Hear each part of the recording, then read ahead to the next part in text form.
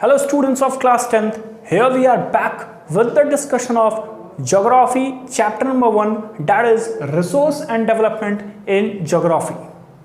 अब यार class 9th में थे तो ज्योग्राफी हमने पढ़ी तो है जम के, नो डाउट। हमने का मतलब आपने क्लास में पढ़ा होगा ना, मतलब खाली टीचर को देख के थोड़ी ना 9th बिताया होगा, पढ़ा तो ज़रूर है, लेकिन एक स्लाइट डिफरेंस आ जाता है 9th और 10th की ज्योग्राफी में कि 10th की ज्योग्राफी में एक एक लाइन कसम से भाई बहुत इंपॉर्टेंट है।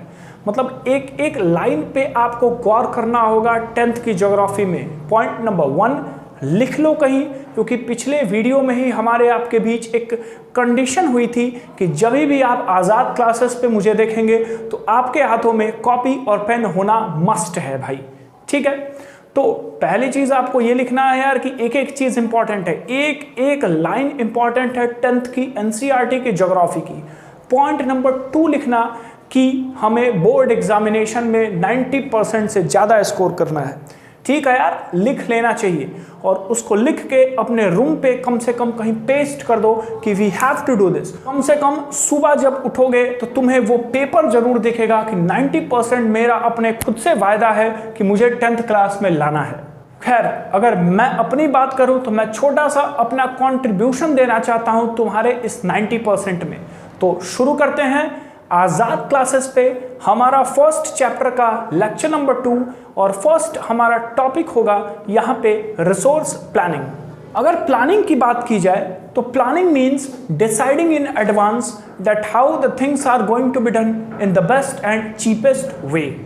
जी हाँ, प्लानिंग का मतलब यह है कि एडवांस में ही, क्या बोल गया यार मैं, एडवांस में ही, क्षमा कर देना, एडवांस, फिर एक बार बोल रहा हूँ यार।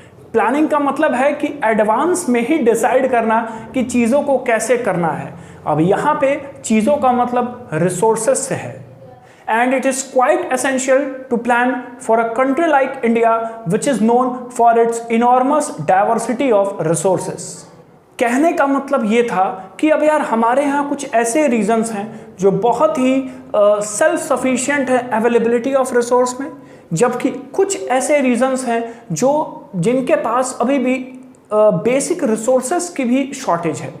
या फिर हम यूँ कहें कि some of the regions in India is quite rich in the resources and on the other hand some of them have deficit resource.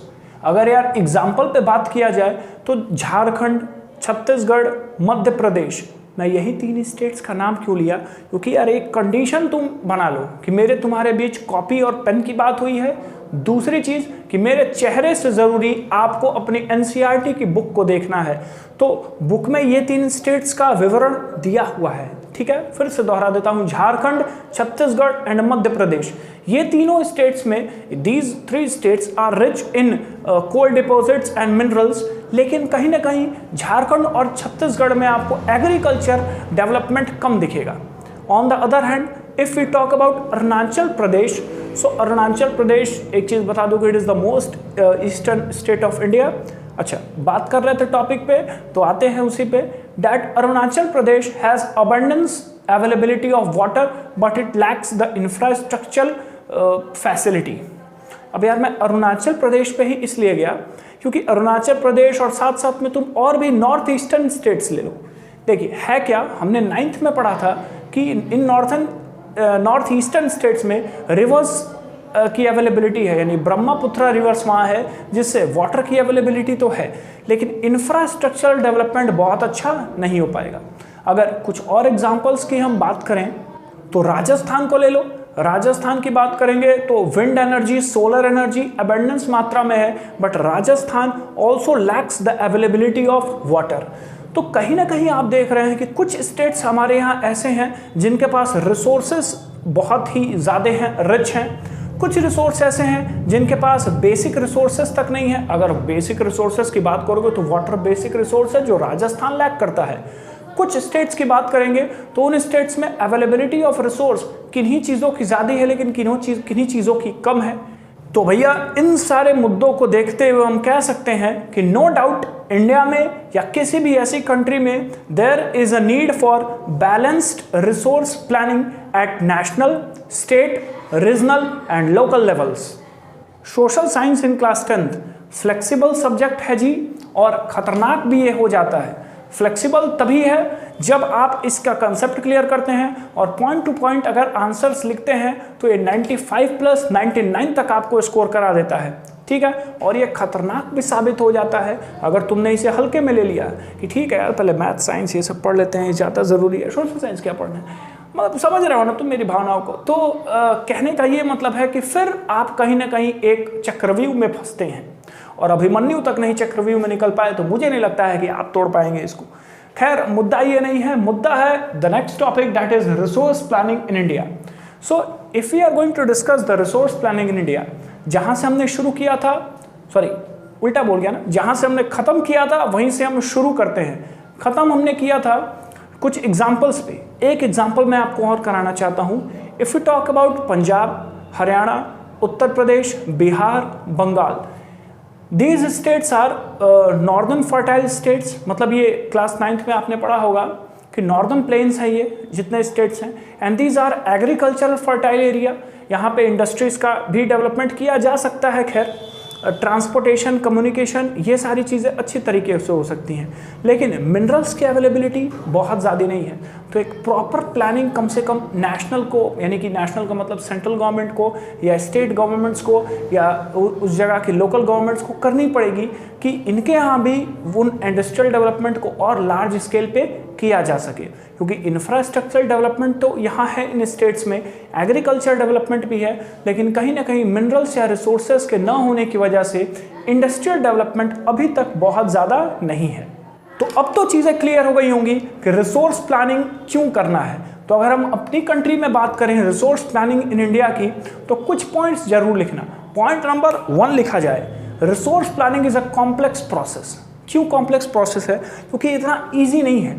आप इंडिया जैसी कंट्री के बारे में बात कर रहे हो जो इतनी इनॉर्मस डाइवर्सिटी है रिसोर्सेज में, और कहाँ कहाँ पे उन रिसोर्सेज को लगाना है या लागू करना है जहाँ पे उन रिसोर्सेज की अवेलेबिलिटी ज़्यादा नहीं है, या कहाँ से उन रिसोर्सेज को निकाल के और उन स्टेट्स में रिसोर्सेज को लगाना है जहाँ पे उसकी ज़्यादा ज़रूरत है। तो ये बहुत कॉम्प्लेक्स प्रोसेस है, इतना ईजी नहीं है। पॉइंट नंबर 2 लिखा जाए, identification and inventory of resource through survey, mapping with quality and quantitative estimates. आपके बुक का ही पॉइंट है, ठीक है, मैं अलग से कहीं से नहीं ला रहा हूँ। सबसे पहला प्रोसेस मैंने आपको बताया यार कि कॉम्प्लेक्स है। क्यों बताया आप जाने, नहीं क्लियर है तो आप कुछ सेकंड्स पीछे जाके देख सकते हो, सुन सकते हो मुझे। सेकंड पॉइंट इंपॉर्टेंट है बेटा कि आइडेंटिफाई करना और इन्वेंट्री, यानी कि आप रिसोर्सेज को आइडेंटिफाई करेंगे कि कहाँ कहाँ पे कौन से रिसोर्सेज हैं। दूसरी चीज़ इन्वेंट्री, यहाँ इन्वेंट्री का मतलब स्टॉक से है कि कौन से रिसोर्सेज कितनी मात्रा में कहाँ पे अवेलेबल हैं, उसको सर्वे करना, मैपिंग के थ्रू, क्वालिटी, समझ रहे हैं, क्वांटिटी यानी इन टर्म्स क्वांटिटी में कितने ज़्यादा हैं, तो क्वालिटी क्वांटिटेटिव एस्टिमेट्स लगा के, सर्वे करके, मैपिंग करके, इन सारे मतलब कि टूल्स के थ्रू आप उस रिसोर्सेज को वहाँ पे इम्प्लीमेंट करेंगे जहाँ उसकी ज़्यादा ज़रूरत है। Third is implementation of technology, skill and institution for resource development. देखो यार, रिसोर्स डेवलपमेंट तभी होगा जब किसी भी टेक्नोलॉजी की मदद से, स्किल लगा के किसी इंस्टीट्यूशन में आप रिसोर्सेज का यूटिलाइजेशन करें। तो ये भी करना ज़रूरी है। मतलब ऐसा नहीं है कि ये कॉम्प्लेक्स प्रोसेस है, फिर आपने आइडेंटिफाई कर लिया, पता लगा लिया कि किस किस जगह पे कितने कितने रिसोर्सेज हैं, लेकिन वो रिसोर्सेज तभी यूज़ में आएंगे जब आप उस पर टेक्नोलॉजी लगाएंगे, जब आप उस पर स्किल लगाएंगे और एक इंस्टीट्यूशन के थ्रू उस रिसोर्सेज को कंजम्पशन करने के पर्पज से यूटिलाइज करेंगे। And the fourth is matching the resource development plan with overall national development plan. मतलब कि लास्ट में जो आपका नेशनल का डेवलपमेंट पार्ट है, यानी कि नेशंस का जो भी डेवलपमेंट प्लान होगा कि ये डेवलपमेंट प्लान कोई गवर्नमेंट करना चाहती है, तो उससे आप मैच करेंगे कि अभी तक हमारा रिसोर्स डेवलपमेंट प्लान कितना हो चुका है, और अगर कुछ बाकी है तो इस पर वर्क करना होगा। ये तो बात रही कि रिसोर्स प्लानिंग भारत में किस तरह से करना है। अगर हम पास्ट में मैं आपको ले चलूँ, यानी कि अगर हम 50s में ले चलें कि आफ्टर इंडिपेंडेंस भारत ने ये रिसोर्स प्लानिंग किया है, तो 1950 में प्लानिंग कमीशन के थ्रू 5 ईयर प्लान्स भारत सरकार ने इनेक्ट किया था, और first 5 year plan 1 April 1951 to 31 March 1956 तक चली थी।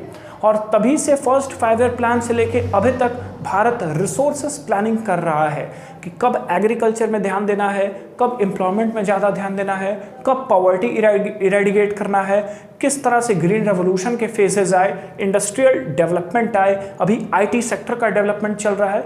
तो ऑल इज अबाउट रिसोर्स कि किस तरह से हम रिसोर्सेज को डेवलप करें सस्टेनेबल डेवलपमेंट के साथ। एक छोटा सा पैराग्राफ और दिया है इसके आगे कॉलोनाइजेशंस के बारे में। कॉलोनाइजेशंस यानी कि ये पास्ट में आपको फिर ले गए। आपको एनसीईआरटी बताती है कि इंडिया जैसी कंट्री पे कॉलोनीज बहुत सारी बनाई गई हैं। अगर यहाँ पे कॉलोनियल पीरियड की बात करें या कॉलोनियल वर्ड की मैं आपसे बेसिकली बात करूँ ना, तो कॉलोनियल वर्ड वो होता है, इसका मीनिंग ये होता है कि कोई भी कंट्री दूसरे कंट्री पे रूल करती है और रूल करने का मकसद होता है अपनी होम कंट्री का डेवलपमेंट, उसके रिसोर्सेज को एक्सप्लॉइट करके, उसके रिसोर्सेज को यूज़ करके। तो ये चूँकि हिस्ट्री बताती है एंशियंट टाइम से कि बहुत सारे फॉरेन इन्वेडर्स उन्हीं कंट्रीज़ में जाते हैं जिन कंट्रीज़ में रिसोर्सेज ज़्यादा होते हैं। अच्छा, दूसरी चीज़ कि उन रिसोर्सेज का यूटिलाइजेशन करना, स्किल और टेक्नोलॉजी लगा के और यूटिलाइजेशन करके अपने होम कंट्री का डेवलपमेंट करना।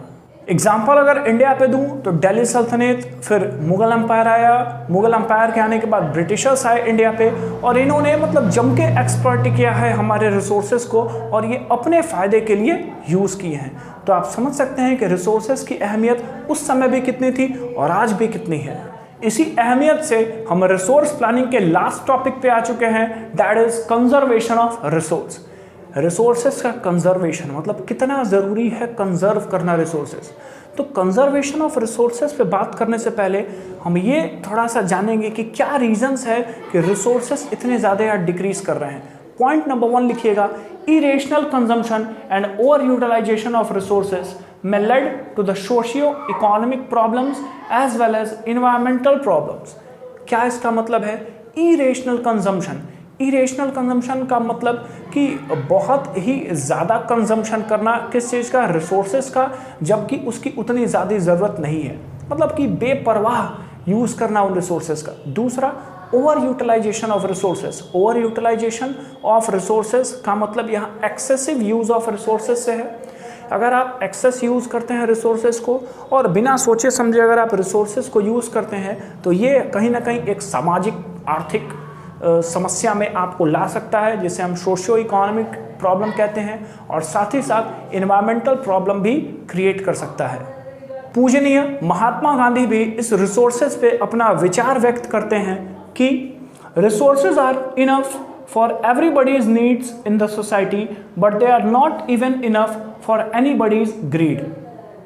बहुत ही स्पेशल लाइन गांधी जी ने उस समय ही बताई थी, डैट रिसोर्सेज इस पृथ्वी पे हमारे लिए, आपके लिए, एक नीड के लिए, नीड फुलफिल करने के लिए तो इनफ है, लेकिन किसी भी एक पर्सन की ग्रीड फुलफिल करने के लिए यानी लालच के लिए, उसके इरेशनल कंजम्पशन और ओवर यूटिलाइजेशन ऑफ कंजम्पशन के लिए नहीं है।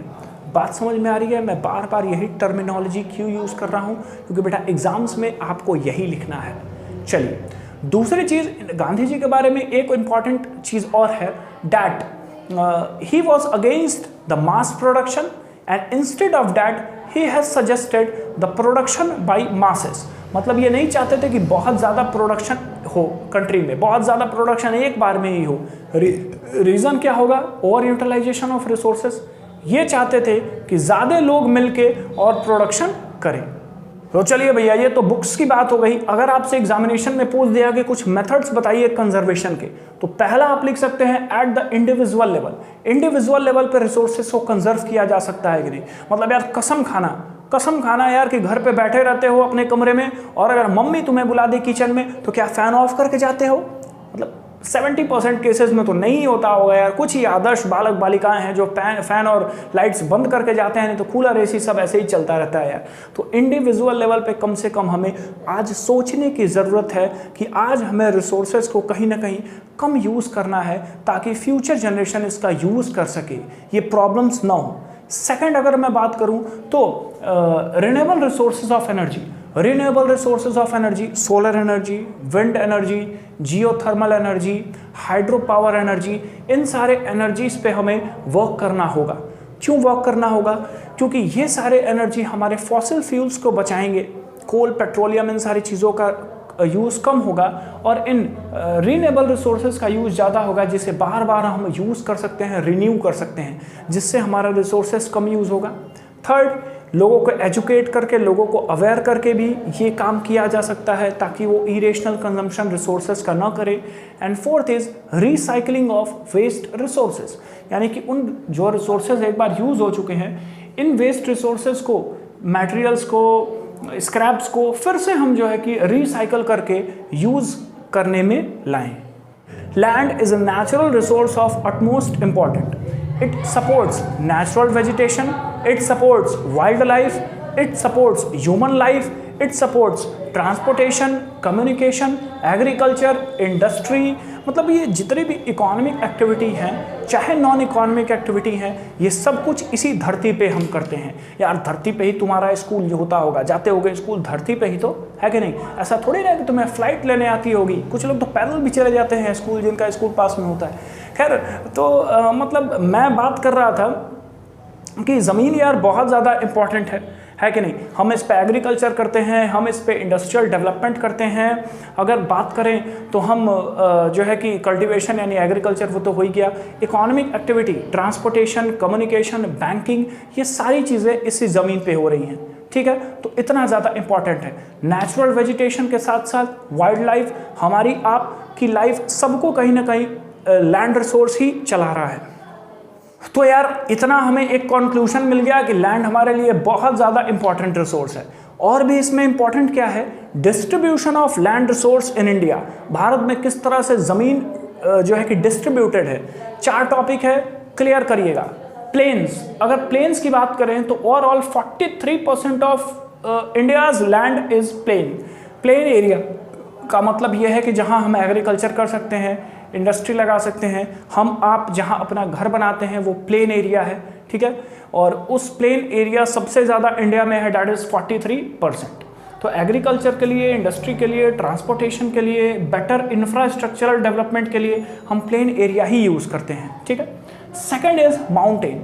माउंटेन की अगर बात करें भाई तो 30% of the area in India is considered as mountainous region, ठीक है? याद है वो भारत का मैप देखते होगे तो ऊपर वाला है जो कश्मीर से लेके अरुणाचल प्रदेश तक जाता है, वो ठीक है, हिमालय, तो वो हमारा माउंटेन एरिया है। अब वो माउंटेन एरिया आपका टूरिज्म सपोर्ट करता है। क्यों सपोर्ट करता है? क्योंकि बहुत ही अच्छा है देखने में, तो लोग टूरिज्म एक्टिविटी करते हैं। दूसरी चीज़ कि कुछ पेरेनियल, अब ये कॉन्सेप्ट है, टूरिज्म तो मज़ा वाला था, कॉन्सेप्ट भी सुन लो यार, कि पेरेनियल रिवर्स वहाँ से फ्लो करती हैं। मतलब 9th में अगर तुम्हें याद होगा तो Ganga, Indus and the Brahmaputra, these three are perennial rivers, और ये तीनों के तीनों रिवर्स हमारे हिमालय से ही निकली हुई हैं, तो कहीं ना कहीं पेरेनियल फ्लो ऑफ रिवर्स को सपोर्ट करता है। Third is plateaus. So 27% of India's land is considered as plateaus. Plateaus are rich reserves of minerals, fossil fuels and forest. तो ये प्लेट्यूज की कहानी रही। एंड नेक्स्ट इज बचा कुचा जो भी थोड़ा है वो आइलैंड है। अब आइलैंड 2 ही है भारत में, one is Lakshadweep island and second is Andaman and Nicobar island. Next अगर मैं टॉपिक की बात करूं तो that is land utilization. Now land utilization clears the utilization of land in our country. हमारे इंडिया में लैंड किस तरह से यूटिलाइज्ड है इसको आपको देखना है। तो एक चार्ट आपको दिख रहा होगा, ऑलराइट। लैंड यूटिलाइजेशन को हम 5 पंचतंत्र की कहानियों की तरह पढ़ेंगे। पहला पंचतंत्र है फॉरेस्ट। सेकंड है आपका land not available for cultivation, वैसे लैंड्स जो कल्टीवेशन के लिए अवेलेबल नहीं है। इसमें 2 चीज़ हैं, सब कुछ आपके बुक से है, बुक खोल लीजिएगा। नहीं अगर आपके पास किताब है, गूगल से किताब डाउनलोड कर लेना, एनसीईआरटी की ज्योग्राफी या कोई भी किताब डाउनलोड जरूर हो जाएगी। एनसीईआरटी सरकारी है, डाउनलोड हो जाएगी, काम करता है सरकारी। चलो, तो पहला है आपका बैरन लैंड, दूसरा वेस्ट लैंड। तो बैरन लैंड यहाँ पे है जो बंजर भूमि है उसको कहते हैं। वेस्ट लैंड हम उस ज़मीन को कहते हैं जो या तो रॉकी है, या तो एरिड है यानी सूखा है, या तो सेमी एरिड है, आधा मतलब कि सूखा कह सकते हैं, या डेजर्ट लैंड एरिया है। तो ऐसे लैंड जो कल्टीवेशन के लिए यूटिलाइज नहीं किए जा सकते हैं, ठीक है। इसके बाद है land used for buildings, transportation, infrastructural development, ये सारे लैंड्स। तो अभी तक हमने 2 चीज़ें पढ़ा। पहला तंत्र था फॉरेस्ट की, लैंड हमारा फॉरेस्ट यूटिलाइज्ड होता है भारत में, मतलब ठीक है यार, तुम समझ रहे हो ना, बार बार मत बुलवाओ यार। दूसरा आपका है कि ये कुछ अनकल्टिवेटेड एरिया के लिए यूज़ होता है, जैसे बैरन लैंड, वेस्ट लैंड और कुछ जो बिल्डिंग्स और फैक्ट्रीज वगैरह हम लगाते हैं, ठीक है। थर्ड पॉइंट आपका है अदर अनकल्टिवेटेड लैंड्स। इसमें फिर से 3 सब डिविजन्स भाई। पहला है परमानेंट पैस्चर या ग्रेजिंग लैंड। पैस्चर लैंड को हम कहते हैं कि चरगाह भूमि, या उसी से मिलता जुलता आपका ग्रेजिंग भी है कि ये परमानेंट पैस्चर या ग्रेजिंग लैंड वो होती है जो हमारे लाइव स्टॉक्स यानी पालतू जो भी जानवर हैं, बकरी हो गई, गाय माता हमारी हो गई, ठीक है, भैंस पिताजी हो गए, ठीक है, तो ये लोग जो है कि जाके कहीं ना कहीं उसको यूज़ करते हैं, उस घास को यूटिलाइज करते हैं, ग्रेजिंग लैंड। फिर सेकंड इसमें है जो ट्री क्रॉप्स हैं, नट सोन एरिया में इंक्लूड नहीं होते हैं। नट सोन एरिया का है, इस पे अभी चर्चा होगी, लेकिन अभी तक ये समझ लो कि ये ट्री क्रॉप एरिया नट सोन एरिया में इंक्लूड नहीं होता है। और तीसरा है कल्चरेबल वेस्ट लैंड। ये करंट फैलो लैंड की तरह होते हैं। अब ये करंट फैलो लैंड क्या है? कुछ ज़मीन आपने देखा होगा, मतलब मैं आपको आपके लेवल पे समझा रहा हूँ यार, इतना रिसर्च नहीं करना है। आप गांव में अगर रहते होंगे तब तो बहुत अच्छा है, नहीं तो कभी अगर आप ऐसी ज़मीन पे जाएंगे गांव के आसपास तो आपको कोई ज़मीन ऐसे दिखेगी जो बंजर भी नहीं है, यानी कि ऐसी नहीं है कि बंजर भूमि है जहाँ खेती नहीं हो सकती है। ऐसी भी ज़मीन नहीं है जो एरिड हो या रॉकी हो, ठीक है। ऐसी भी ज़मीन नहीं है जहाँ पे कैटल्स आपके जो है कि ग्रेजिंग कर रहे हों। ऐसी ज़मीन है जिस पे एग्रीकल्चर किया जा सकता है, लेकिन पिछले कुछ सालों से एग्रीकल्चर नहीं किया जा रहा है, उसको कहते हैं करंट फैलो लैंड। क्यों नहीं किया जाता है? तो कारण सुनिए, क्योंकि उसको हम छोड़े रहते हैं रीजनरेट करने के लिए, ताकि वो अपनी सॉइल की जो फर्टिलिटी है उसको रीजनरेट कर पाए, ताकि कुछ सालों बाद अगर हम उसे यूटिलाइज करेंगे तो वो हमें अच्छा रिजल्ट्स देगा क्रॉप के रूप में। तो ऐसे लैंड्स को हम करंट फैलो लैंड कहते हैं, and it can be the example of culturable waste land. तो फोर्थ वन फैलो लैंड है, अभी मैंने बताया ही वही है, ठीक है।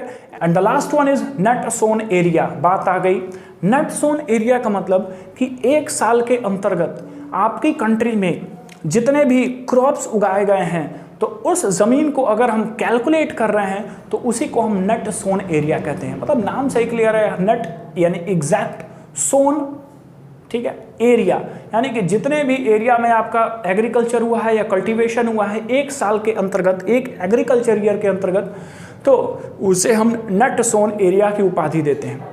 इसी में एक टॉपिक है ग्रॉस क्रॉप्ड एरिया, उसे भी समझते जाओ। या sown in more than 1 agriculture year plus net sown area is equal to gross cropped area. मतलब कि 1 साल में 1 से ज़्यादा बार कल्टीवेशन किया गया एरिया या ज़मीन, प्लस जो भी नट सोन एरिया है, नट सोन एरिया मतलब 1 बार, और 1 बार से अगर ज़्यादा किया गया है तो उसको भी ऐड करेंगे। तो इन्हीं दोनों को ऐड करने के बाद जो हमें टोटल एरिया मिलेगा वो total area gross cropped area होता है। तो आ गए हैं हम अपने अंतिम चरण में, और टॉपिक आपका है land use pattern in India.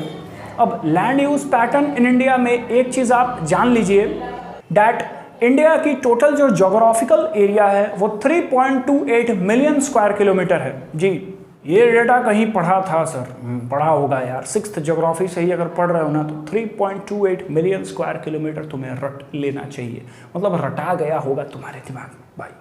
चलो, अगर सिंसियरली थोड़ा बहुत पढ़े होगे तो, या टीचर्स पढ़ाए होंगे तो खैर चलिए। तो 3.28 मिलियन स्क्वायर किलोमीटर का टोटल ज्योग्राफिकल एरिया है हमारे भारत का, ठीक है। अब उसमें 93% लैंड एरिया का ही डेटा अवेलेबल है। किताब देखो उसमें दिया है 93% का डेटा का मतलब कि जो रिमेनिंग 100 में से 93 घटाओ यानी 7%। हाँ ठीक है यार, 7 यही चल रहा था मेरे दिमाग में, खैर तुम इधर उधर की बातें मत सोचो यार ज़्यादा। तो जो 7% का एरिया बचा, ये हम इसलिए नहीं इंक्लूड करते हैं कि कुछ चाइना और पाकिस्तान दावा करता है कि भारत का ये एरिया हमारा है, और कुछ नॉर्थ ईस्टर्न स्टेट्स के भी एरिया अभी तक भारत ने टोटल सर्वे नहीं किया है। तो 93% का ही डेटा हमारे पास इस समय फिलहाल अवेलेबल है, और उस 93% में नट सोन एरिया वैरी करता है from one state to other state. Net sown area याद आया, अभी हमने पढ़ा था कैसे वैरी करता है। If you take a example, so if you talk about Punjab, Haryana, so there is over 80% net sown area in comparison to the Arunachal Pradesh और some north eastern states, Andaman, Nicobar. The net zone area comes down to even 10% or even less than that. क्यों?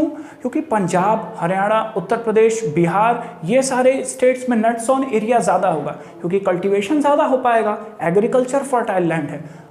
अब अंडमान की बात करोगे, निकोबार की बात करो, लक्षद्वीप की बात करो, कुछ नॉर्थ ईस्टर्न स्टेट्स की बात करो, या ऐसे स्टेट्स की बात करो जिसमें सिर्फ और सिर्फ प्लेट्यूज ही अवेलेबल हैं या माउंटेन्स ही अवेलेबल हैं, तो वहाँ पर नट्स ऑन एरिया ज़्यादा नहीं हो पाएगा। ठीक है, तो चलिए ये थे कुछ इंपॉर्टेंट टॉपिक्स जो हमने डिस्कस किया। एक लास्ट टॉपिक बचा हुआ है यार, land degradation and it's conservation. इसको मैं ज़रूर डिस्कस करूंगा थोड़ा बहुत, लेकिन नेक्स्ट वीडियो में, चूंकि ये वीडियो थोड़ा लंबा ज़रूर हो गया है, ठीक है, तो सॉइल वाले जो मैं वीडियो लाऊंगा सॉइल का, इसके बाद नेक्स्ट वही आएगा, बहुत जल्दी आएगा, तो उसमें मैं उस लैंड डिग्रेडेशन की चर्चा ज़रूर करूंगा। खैर, आपका होमवर्क है कि आप लैंड डिग्रेडेशन और उसके कंजर्वेशन को कॉमेंट ज़रूर करिएगा।